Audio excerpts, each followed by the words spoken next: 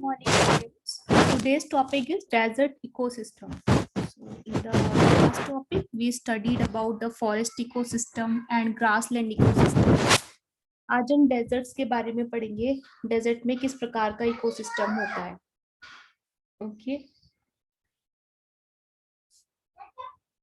So, a desert ecology is the study of interactions between both biotic and abiotic components of the desert environment.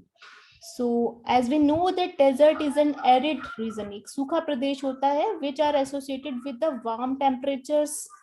However, cold deserts also exist in the world.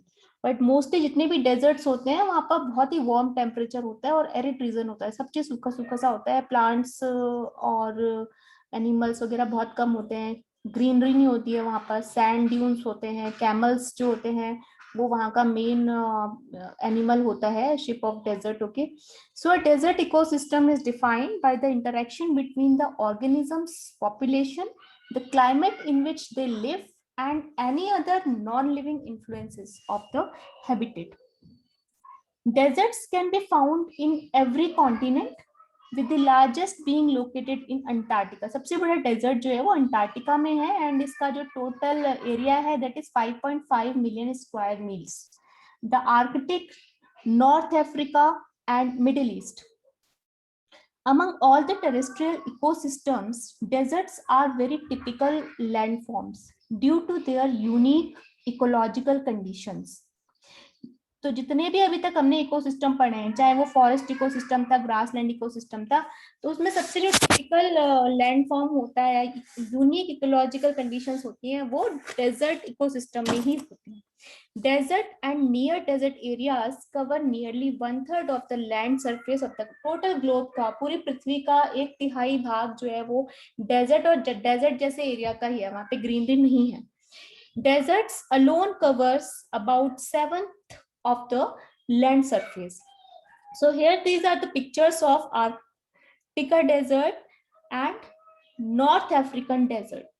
North African desert जो है इसको तो आपने काफी देखा भी होगा. यहाँ पे कैमल्स होते हैं. जो सहारा डेजर्ट हैं जैसे अफ्रीका के डेजर्ट्स हैं, तो ये सब ओके. बट अंटार्कटिका डेजर्ट जो है it is totally covered with snow, क्योंकि ये जो है ये पोल्स पर होता है. Okay.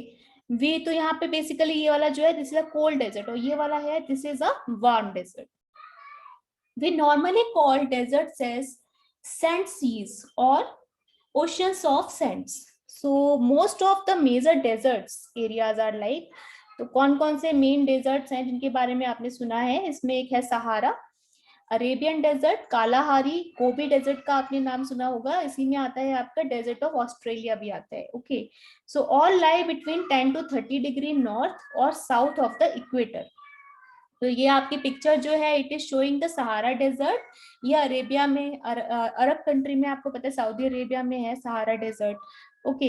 Several things which make up a desert ecosystem are its structure, characteristics, animals.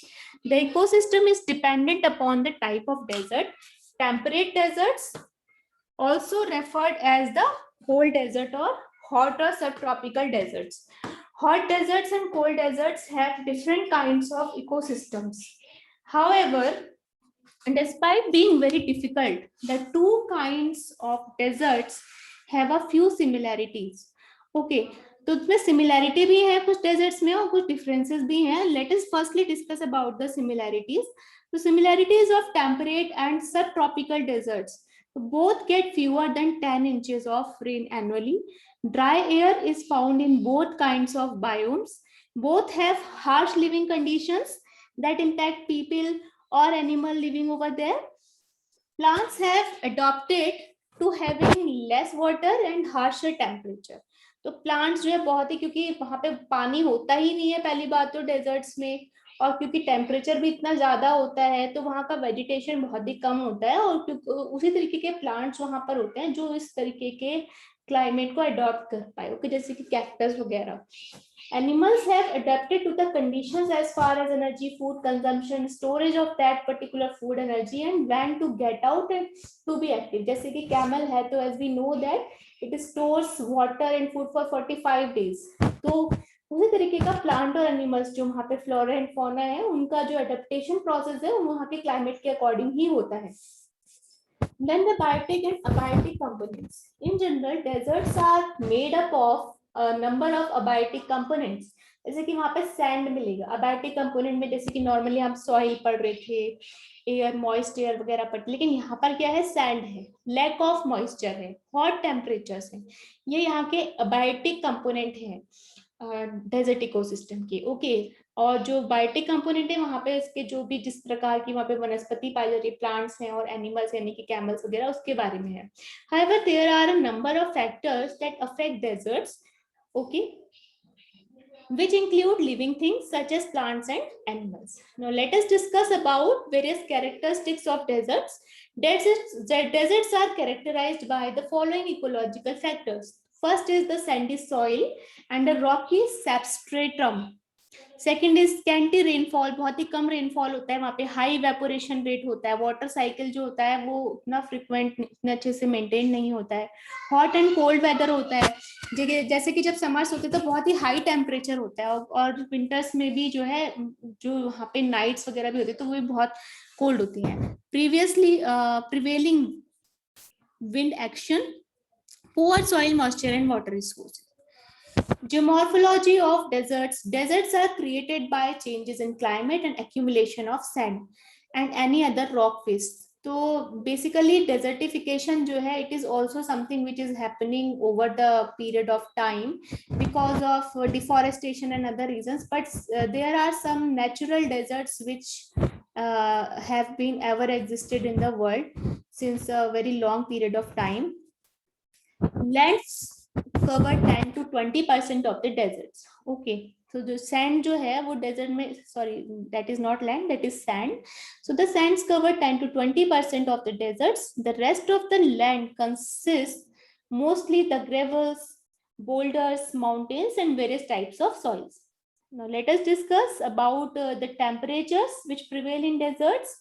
So deserts are mostly under the arid और semi arid climates. बहुत ही सूखा या लगभग सूखा सा क्लाइमेट वहां पर होता है. मैक्सिमम टेम्परेचर 49 से 50 डिग्री सेल्सियस तक जाता है डेजर्ट्स में. विंटर्स में 10 से 21 डिग्री सेल्सियस तक टेम्परेचर होता है. Climatologically, deserts are the hottest places in the world because they absorb more heat from the sun than the other land in the humid climate. तो ये बहुत ज्यादा हीट को एब्जॉर्ब करते हैं, बहुत ज्यादा हीट को एब्जॉर्ब करते हैं, और फिर आगे जो सैंड है उसको रिफ्लेक्ट भी करती है, आगे उसको हीट को और ज्यादा क्रिएट करती है. सो in this lecture we discussed various things about the desert ecosystem. So now let us also discuss about the sand dunes and soil of the desert. Dunes are large piles of wind-borne sands reaching the maximum height of 250 meters above the surface. Dunes show, sand dunes जो बन जाते हैं, जो वहां पर रेत के टीले टाइप के बन जाते हैं, that is known as sand dunes. Okay, and the soil, तो soil तो as you know it is arid, मतलब बहुत ही सूखा होता है ये. और दूसरा है कि जो ड्यून्स बन रहे हैं इनकी जो शेप होती है वो बिल्कुल पिरामिड के आकार की होती है. Okay, deserts are considered to be highly dynamic geomorphic features. Dunes are characterized by two-side slope, one along with the windward direction and along the leeward direction.